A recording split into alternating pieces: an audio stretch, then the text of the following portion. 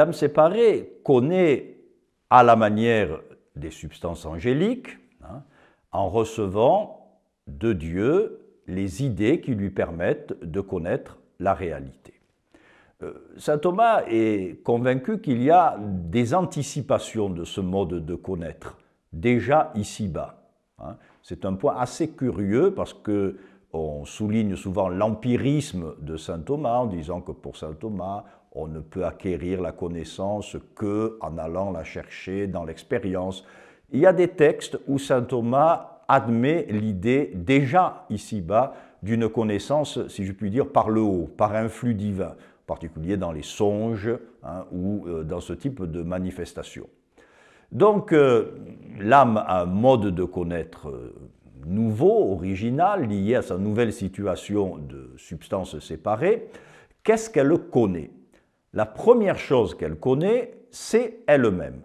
C'est la connaissance de soi qui est première, et c'est en se connaissant elle-même qu'elle va connaître tout le reste. Ça, c'est typique du mode de connaissance angélique qui est très proche du mode de connaissance divin.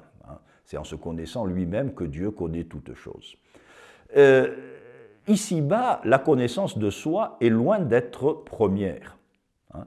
L'homme ne connaît sa propre âme que de manière extrêmement indirecte, d'après saint Thomas.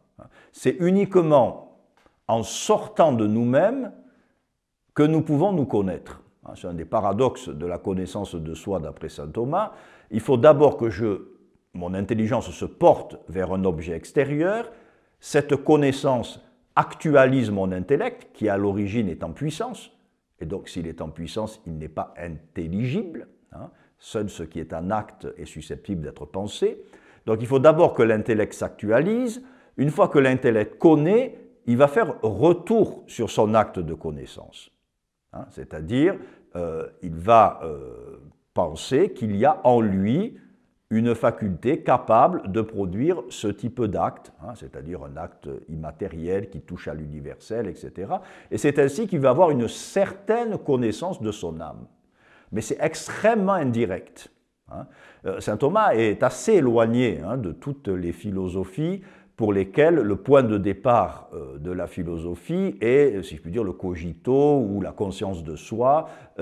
Pour lui, il faut d'abord que l'homme soit un être d'exode, qui sorte de lui-même pour pouvoir ensuite se connaître lui-même. La situation change avec la situation de l'âme séparée, puisque dans ce cas, l'âme est en acte et elle se connaît directement elle-même, une sorte de coïncidence de soi avec soi, puisque la connaissance de l'âme séparée ne passe plus par les images, et donc il y a une sorte d'intuition d'elle-même, de connaissance d'elle-même, de coïncidence de soi avec soi. Mais en se connaissant elle-même, elle va connaître, si je puis dire, tout le contenu de son intellect, à savoir les idées qu'elle a acquises lorsqu'elle était sur Terre, et aussi les idées qui ont été infusées, qui ont été données par Dieu au moment de la mort pour que l'âme puisse continuer à exercer la pensée. Alors, l'âme séparée va connaître toutes les réalités à partir de cette connaissance de soi. Elle le connaît à partir d'elle-même. Alors, qu'est-ce qu'elle connaît?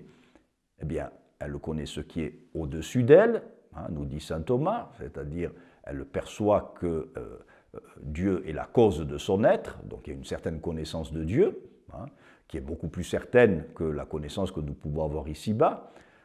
Puisqu'ici-bas, nous partons des effets extérieurs, comme dans les 5 voies, pour remonter à l'existence du Créateur. Là, après la mort, l'âme se perçoit directement comme dépendante du Créateur. Donc il y a une connaissance, si je puis dire, plus immédiate, qui n'est pas une connaissance intuitive, mais une connaissance plus directe. Ensuite, elle va connaître les autres âmes, puisqu'elle connaît sa nature, donc analogiquement, elle peut l'appliquer aux autres. Elle connaît les anges à partir des idées, elle connaît les réalités de ce monde à partir des idées. Seulement, donc on peut dire que c'est une connaissance assez large, mais comme nous allons le voir, saint Thomas est tout à fait convaincu que cette connaissance est loin d'être parfaite.